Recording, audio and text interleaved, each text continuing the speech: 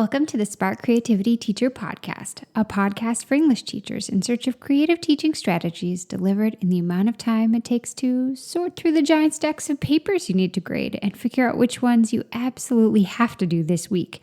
I'm Betsy Potash, and I'm glad to welcome you to episode 18, all about speeding up that paper grading process. Before we jump in, I want to thank all of you who have left such kind reviews for this podcast on iTunes. As promised, I drew winners from the new reviews today to win the Escape Rooms prizes from my last episode.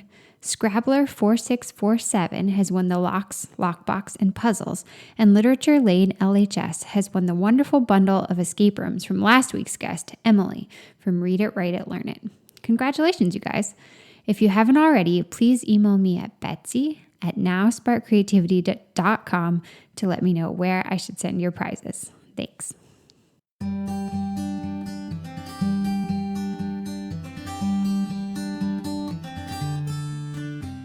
So what exactly do I mean by speeding up the grading process? It's a question all teachers are a little obsessed with. Well, in this episode, I'll be sharing a trick I love that I adapted from my AP Spanish teacher. When she passed back our journals every few weeks, she always gave us a small printed sheet of paper, all of us. At the top, it said Errores del Infierno, the errors from hell. Somehow, it didn't seem quite as bad written in Spanish as it does saying it out loud in English. The errores were the biggest problems she had seen in all of our journals. She would go over them with us and expect us never to make those mistakes again. All right, so let's jump into how this translates into cutting your comment writing in half. The first step you need to do is to identify the main problems you see across the board. For me, after years of teaching, my comments and marks are pretty much always related to 10 main issues. I could probably have made it 9 or 11, but as I was combing through all the different papers, I felt like these 10 were the ones that really came up time after time at all the levels. So I'm going to briefly describe them for you in case they turn out to be the main issues you're encountering as well. If so, you're in luck because I've already typed them up and put them into a nice little PDF you can give to your students. If you'd like that PDF, if it turns out that we are a match, you can pick it up by visiting today's show notes at nowsparkcreativity.com. You just click on the podcast tab at the top of the page and select episode 18. But of course, you won't know for a match until you hear about my students' errors. So these are the 10 things I see over and over again that I choose to use as the common errors I mark on student papers. So let me just describe them. The very first error, and probably the most important, is that students will often write a descriptive thesis that has no argument. So instead of making a point that they can give evidence for, that they can argue throughout the paper, they just describe something that's going on. I write comments to explain to them what an argument is over and over and over again, or at least I used to until I started using this system.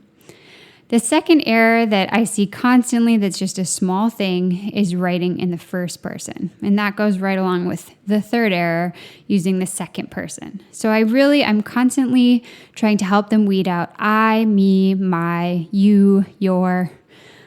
These things crop up over and over again. It's like a little sickness that they just can't get out of their papers, right? And so I really want to help them master that and use the third person in their formal writing. So error 2, writing in the first person. Error 3, writing in the second person. Error number 4 is just a stylistic thing, putting in words they don't need. So they can get really wordy, they try to sound formal, they end up adding in all these extra words that aren't really helping. And instead of writing that over and over in the comments, I've just made that common error number 4 that I can mark. Number 5, writing in the past tense. So they might be referring to something like in the Odyssey, and they say Odysseus loved Penelope instead of Odysseus loves Penelope. It's such a simple thing, but it comes up all the time. I want to help them master it. So error number 5, writing in the past tense. Error number 6, this is a big one, trying to prove your point with statements of opinion and no text. So I see this a lot, and this takes a long time to comment on in papers when they've just sort of said something that seems true to them, but then they don't give a defense of it with text. I work on this with them with something called the quotation burger. I'm sure you have your own system for doing embedded quotations. But it comes up super often that they do not embed their quotations, and they have not really proven anything except that they have an opinion. So error number 6, I really see in almost every student paper at the beginning of the year, and then it gets better and better. Error number 7, issues with quotation citation.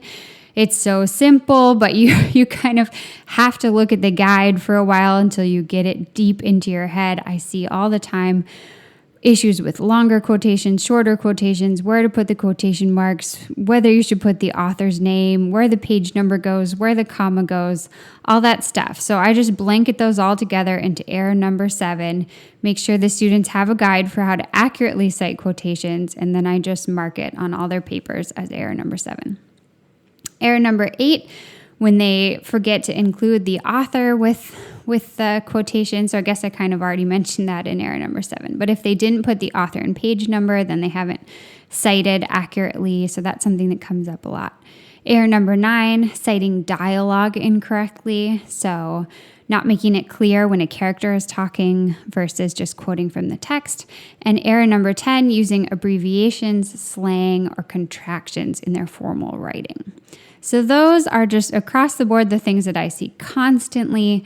I find that if I can help students clean up those things, then I have room to actually write some comments about the meat of their paper, the stuff that really matters, whether they want to be getting into counter arguments, whether they need to work on more interesting transitions, whether their conclusion is lacking that big aha moment, or if it's just repetitive. Those kinds of more advanced things can then come, and I can have real conversations with them in the margins about those things. If I don't have to spend 20 minutes on every paper covering how to clean up these errors. It's kind of tiring just remembering when I used to write comments about all these issues in every single paper and re-explain how to do them all over and over and over again. So that's really what I want to help you with. Once you've identified your common errors and typed them up, or if they're the same as mine, once you've downloaded mine, you can give them to the students, and you can start to just write the number of the common error in the margins of the paper. So if they've made the error that they've cited the long quotation incorrectly, instead of going through and reciting it for them in your red or purple or green pen and explaining why it needs to be that way, you just write a number 7 and circle it. That way they can go back, they can see on their paper what they've done wrong, and they can go back and look at your quotations guide or however you've chosen to give them information about quotations, maybe go over it in their notes. If their thesis isn't argumentative, you just put a number 1 instead of saying maybe like, this is a true statement, but it's not exactly a thesis. Dive deeper. Try to find something you can argue with specific evidence from the text to prove your larger point. The amount of time you're going to save by writing a number 1 instead of writing that on every other paper that you grade when you have 95 papers to grade is just incredible. And when you multiply that by all of your common errors and by all of your students, it's just a real lifesaver. And so I really want to encourage you to consider trying out this system. The time that you save with it is going to give you time to train for a marathon, or maybe actually get enough sleep or spend some time with your significant other. It really will help. And so I strongly encourage you to try out this system. If you find that your students master the 10 common errors relatively quickly with this system, fantastic. Then you just move on the way my high school Spanish teacher did, and you come up with your next set of common errors. Maybe a few of them continue to give you problems, and so you want to keep 2 and move those forward into the next list. But then maybe your next ones are just going to be a little more advanced and a little more advanced. I haven't found that really with my students. I find that throughout the year, these are the things that we work on, and then I'm able to kind of differentiate with more advanced students and write them individualized comments that move them to the next level. But in general, these are the things. These are the things we work on. And I bet you're kind of nodding your head and thinking that you have the things as well. all these years later since high school Spanish class, I still marvel that my teacher, Senorita O'Brien, was able to grade 5 classes worth of journal entries week after week. But the errores del infierno must have helped a lot. And I think that they will help you too. I hope you try this system out with your students because it's been so helpful to me. And I think it will be as well for you. Thanks for joining me today. If you'd like to check out the show notes for further reading about grading strategies, about this strategy, and also some links to more, just head to www.nowsparkcreativity.com and click on the podcast tab at the top of the page. You'll also be able to get that free download today if you're interested. Also, be sure to subscribe to the show on iTunes so you'll automatically get the upcoming episodes on getting students up and out of your classroom and finding authentic audiences for student work.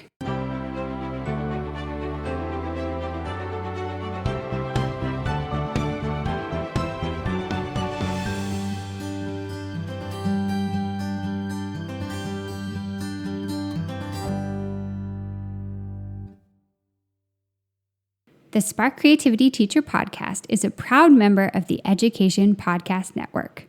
The Education Podcast Network, podcasts for educators, podcasts by educators. For more podcast recommendations, visit edupodcastnetwork.com.